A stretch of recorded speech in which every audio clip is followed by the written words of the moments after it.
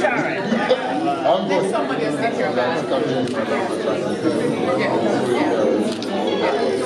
Understandable.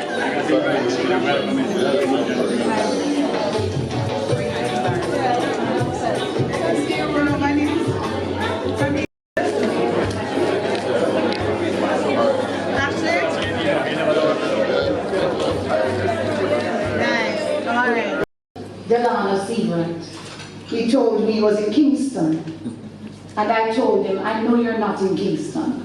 You are a professional. You know we start at 10, so you're going to be here on time. And he was teasing me, he was pulling my legs, but he didn't have to pull my legs because I know this man. That's why I wanted him here this morning to be. You know, I'm excited as well because I went to the back of the room to ask one of the schools whether or not they were here and what school they were from. And they said to me, we're from Sunshine Teachers College. You know, last year we decided to give Sunshine more money than we would normally do because we feel that it's important that we educate more teachers. However, guess what? Sunshine said to me, we're Sunshine, but we also have CMU. Caribbean Maritime Institute with us.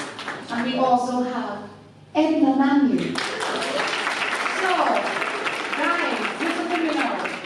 If there's a school that is not here this morning, we're going to adopt CMU and Edna. So let's tell them from now.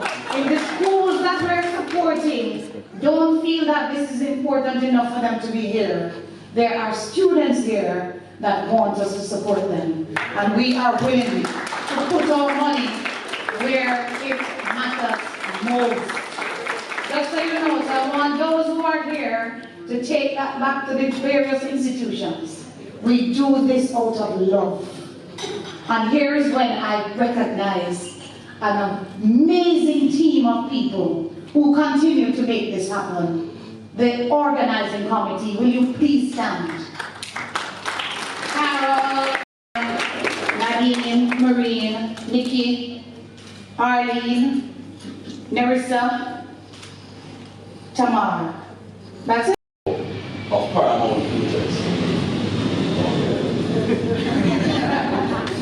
Oh, you know, I used to work at Your Jamaica in my earlier days. Yeah. I worked at Your Jamaica from 1975 to 1990. So I know. And ladies and gentlemen, I just want to say something to a gentleman here. And he would know himself. I witnessed him speaking at the Sagitore, a Sagitore function. And he spoke about gratefulness. And for what he has been through, and he remains in a state of gratefulness, I must commend you, Mr. Stewart, for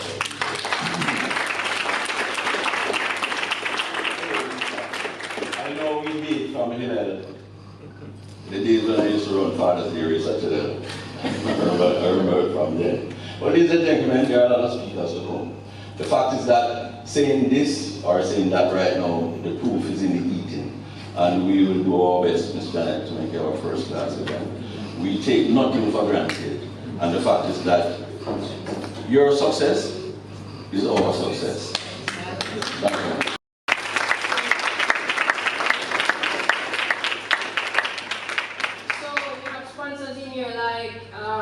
JetBlue and the VIP attractions, a Catalonia, you know, you can always come on board if you want to be a part of. It's not a storm in a teacup. You can't help but fall in love with Janet Silvera. She's a woman that galvanizes. She's no nonsense. Everything she represents is progressive. And things like this run do much more than the 5 or the 10K in and of itself. It pulls our city together. It unifies us overall. It is marrying wellness, clarity, state of mind, and of course benefiting education. My wife was a trained educator. She believed in education, and her passion was sport, and particularly running. From I knew her from she was 14 years old. And that gift of running, she then pulled us all together, created run clubs, and of course when she met Janet, she fell in love with Janet, and Janet fell in love with her, and this whole idea of having a run, and not just for the MoBay City Run, but for all the other runs that take place here or in Kingston, and we must recognize Sajikora for the Stigma Run. What an extraordinary.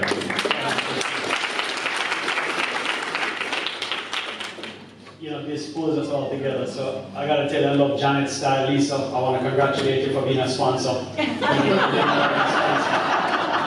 Sheila for being an even more with Western Woman Alliance. So I feel give it to Janet, she just paid forward. She just thank you. The money don't transfer yet, but we'll thank you the same way.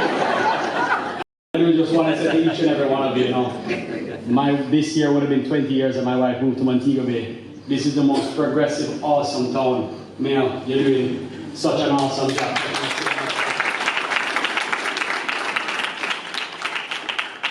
Everything that's happening down here is phenomenal. We all choose to live here because of the awesomeness of what Montego Bay represents. And Janet, I just want to take my hat off to you and to Luzon, to the town of Montego Bay. So we have 5K, 10K, walk, run, and we will extend it to a half marathon.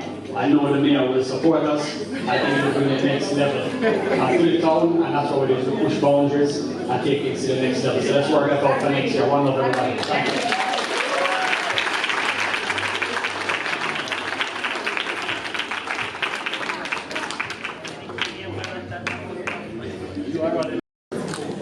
Is hypertension being among the leaders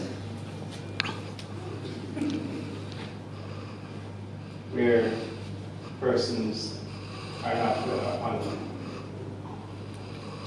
and events like these help us to focus on health and wellness. And that is why I'm happy with the new model that has been adopted for this event, where health and wellness, great emphasis will be placed on that component of our productivity goal. Because a healthy nation is indeed a wealthy nation. So once we address both, and by the way, there will be screening based on what I've seen, screening information given about how you can improve yourselves personally. Different forms of exercise done within a particular week. And I'm happy that this is the approach we're taking. So with the privilege I have in the office of the mayor, I want to declare the week leading up to the culmination of the run, the Jill Stewart MoBay City Run Wellness Week. Primarily relate to the impact on micro and small businesses. Since 2016, the Tourism Enhancement Fund Speed Networking Initiative, for example, has injected over $1 billion into the local economy, Jamaican dollars, and that's specific to micro and small businesses. Of course, we have an agri-linkages exchange where we connect 2,000 small farmers with tourism stakeholders. And last year alone, I believe on that platform, we sold 4.35 million kilograms of produce, bringing in earnings of 450 million Jamaican dollars, and that was small farmers. Of course, we have the Christmas in July initiative, which showcases all the Jamaican-made trinkets and so on. And I believe we have about 110 successful applicants between 2018 and of course 205 in 2024, and it has generated about 136 million Jamaican dollars in sales. And those are small entrepreneurs, you know, a guy or a lady who's just doing their little thing and doesn't want to contribute to the sector. But beyond that, we have an amazing partnership with the Exim Bank. And it's on proposal for the roadmap for the establishment of the tourism linkages, logistics center roadmap. This one here is another Price Waterhouse study, and it's quite well done. This one doesn't even have something that says logistics supply center. This one says terms of reference, consultancy for the revision of the tourism network's policy and strategy. This one says, tourism networks, policy and strategy, government of Jamaica. Great reading Chinese, great reading other language. Give these to you and then you guys do the one page summary. Alright? That's the deal. So, but you know, it will sometimes will need to simplify things. For Jamaica, great reading Chinese, great reading other language. Give these to you and then you guys do the one page summary. Alright? That's the deal. So, but you know, it will sometimes will need to simplify things. Right? Tourism, like any other business, it's a trade. We're buying and selling quality goods and services consistently and at competitive prices. This is not a mystery, it's nothing new, but too many of us as local businesses are not yet positioned to meet some of these basic requirements. And I've had a number of observations, certainly over the years, being active in the tourism space. One is that, of course, we have to have the rapid growth of Jamaica's tourism sector, which has outpaced local capacity in many arenas. We're adding rooms, we're attracting visitors faster than our supply chains, faster than our infrastructure can keep up, and the workforce right now we're challenged as it relates to labor in the tourism space. I mean, just driving from Montego Bay to Negro is an adventure these days, because the infrastructure is just not catching up to what's happening, and we're adding thousands of rooms on that corridor. So, this gap is not just a challenge, it's a risk to our competitiveness, and it must be addressed with urgency. Beyond that, our local businesses to succeed, they must do more than produce. They must engage. That means showing up at the tables where decisions are made and deals are done. From local networking events, and you know, Janet Silver is somebody who is really excellent at this. Is just her ability to be present. So you'll be in Montego Bay, you see Janet, in Kingston, you see Janet, you're in Madrid, Spain, you see Janet. And I need to see more of that energy from our business community, especially our small organizations, the small level of business and medium-sized enterprises. So local networking is important, but also you have to budget in attendance at critical international shows like IMEX, Fitur in Spain. That's 250,000 participants in Madrid, Spain at Fitur. We have ITB in Germany. And of course we have the World Travel Market and others. It can get expensive, but if you plan properly a year in advance, you need to be present at these shows, because I see the presence of micro, small, and big players from other countries, including the Dominican Republic, properly represented at these shows. We need to have a presence. So if you're serious about tapping into this multi-billion-dollar industry, budget for it, make time for it, and make yourself visible. The other issue, of course, is that we have to accept the growing and welcome the presence of Spanish and Mexican investors, which have added a unique dimension to the tourism landscape, and that's primarily, of course, language. Spanish is their default language of business, and I have had my own difficulties in some of our engagements, and other that I can speak to this too, in our engagements with the owners and the management of a number of these Spanish-speaking companies. And I've now made it a duty for my own children too. I can't deal with it now, so my kids have to learn Spanish, and it's important. So it's their default language, and what has happened, Dominicans and Mexicans have a distinct competitive edge.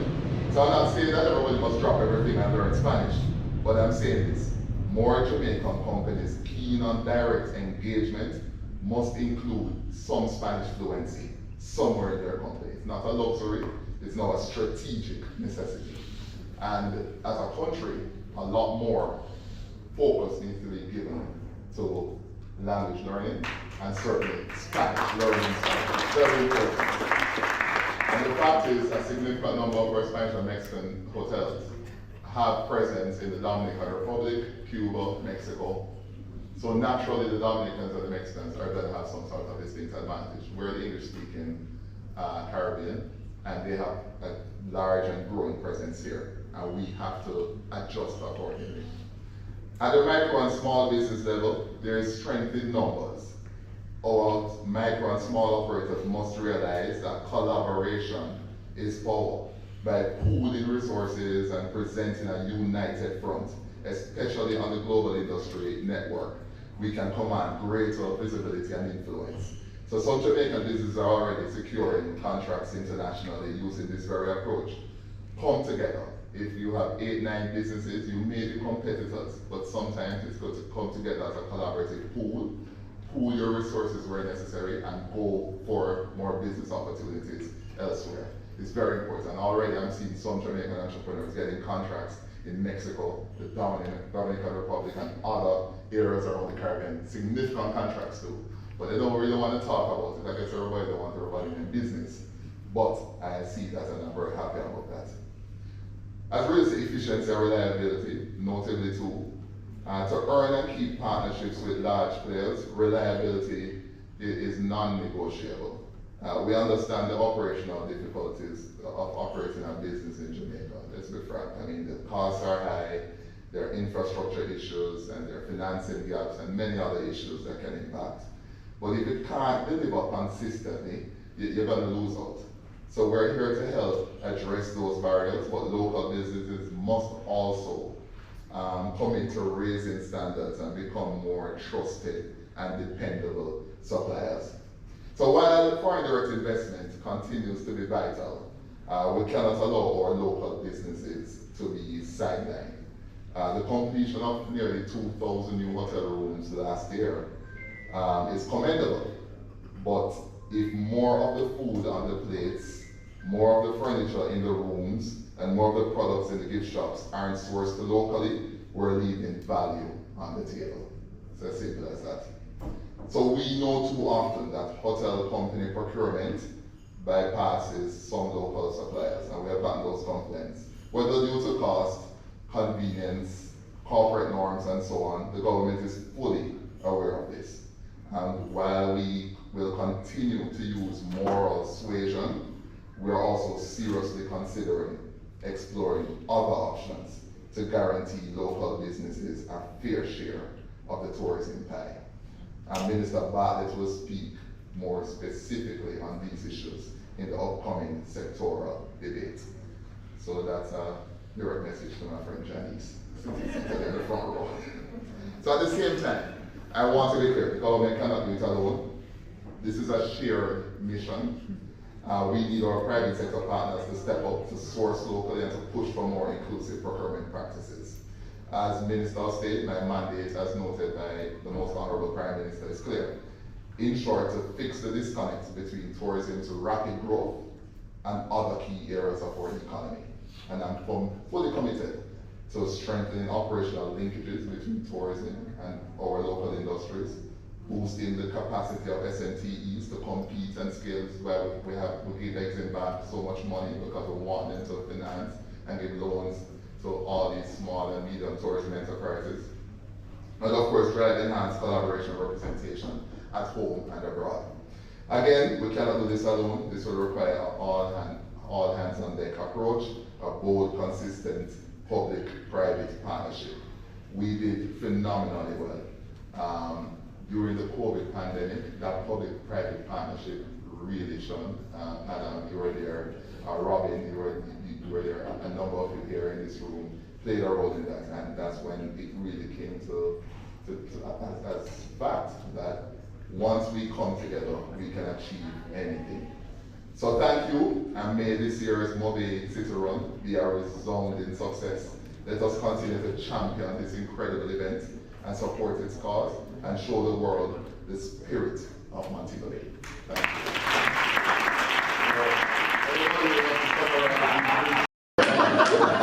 So one of them here is, this is PricewaterhouseCoopers, so very well done. This is to undertake a diagnostic study on the tourism value chain systems of Jamaica. This one.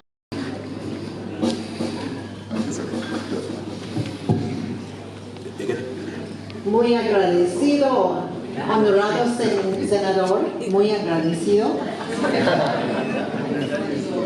And I must support.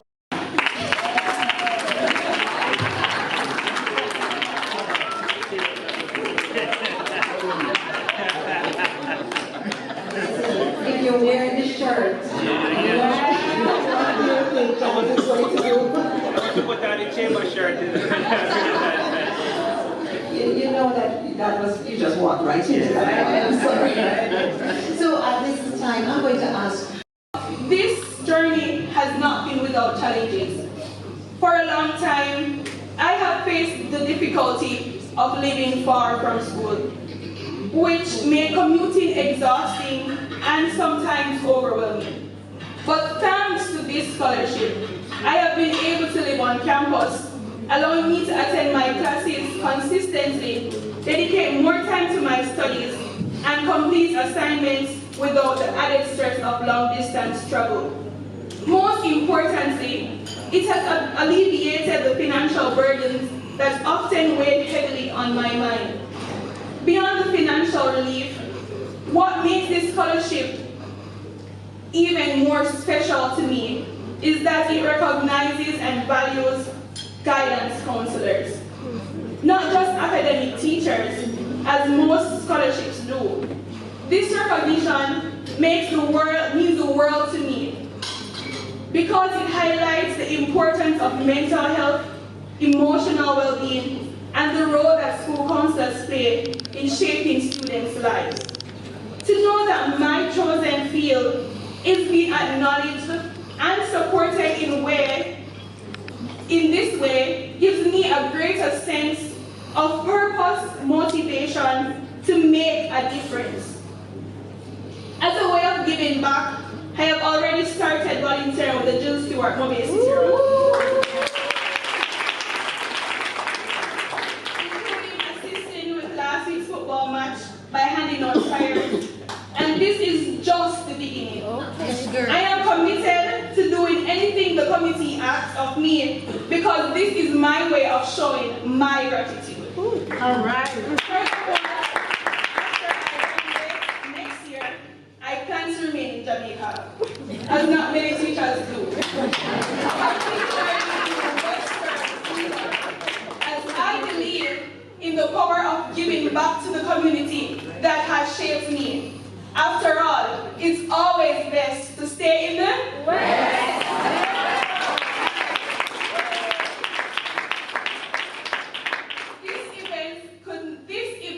This opportunity and this moment would not have been possible without the unwavering support and generosity of so many incredible individuals and organizations. First, I want to express my deepest appreciation to our sponsors, both those present and those who could not be here today. A special thank you to the hard-working team at Sandals at the back, whose generosity provided not only a beautiful venue, but also a warm and welcoming ambiance, along with the delicious food that we will enjoy, right? Mr. Adam Stewart, your leadership and the commitment to education continues to transform lives, and for that we are truly grateful. A sincere thank you to Ms. Ashley Angwin for her incredible contributions in making this event possible through her work in marketing for the Jill Stewart MoBay City Run. To our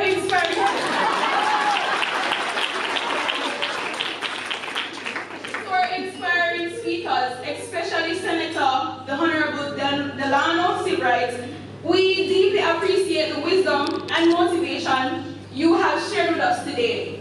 Your words have left a lasting impact, encouraging us to pursue excellence in all that we do. A heartfelt thank you, to His Worship the Mayor, Councillor Richard Vernon, for his presence and remarks, as well as to Mrs. Tanya Beckford, Mr. Alfred Francis, and Miss Janet Sylvia. Oh, I'm sorry. For their support and dedication to this initiative. Of course, our event would not have been the same without the guidance of our able mistress of ceremonies, Dr. Luz Longsworth. Your poise and professionalism kept today's program engaging and seamless, and we are grateful for your time and effort. To the Jill Stewart MoBay City Run Committee, thank you for your hard work, commitment, and passion for education and community development. The opportunities you provide are truly life-changing, and I am honored to be a beneficiary of your generosity.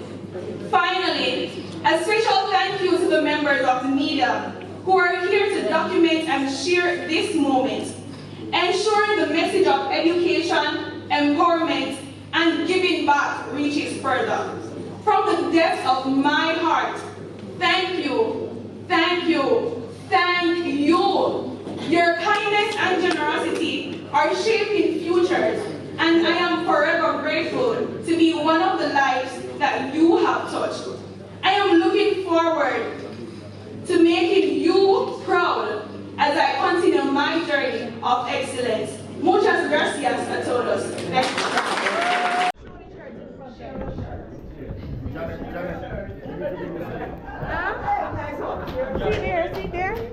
See there. Show your shirt.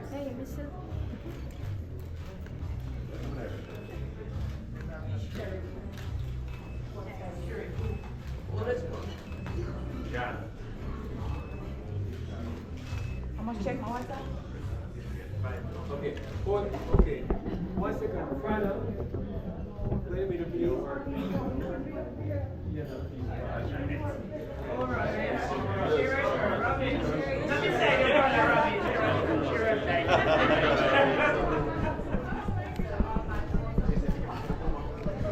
I think we need to get a lady in there. Mrs. Dyer. Mrs. Dyer and Miss Allen. Senator, please join. We need to. That's right. Come on that side so you can share a shirt. Oh, you are standing beside? Lovely. Oh my. Look who we are here.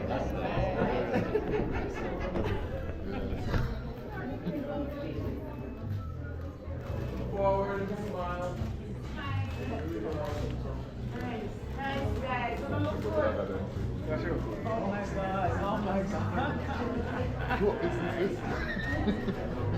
Greatest fish, actually.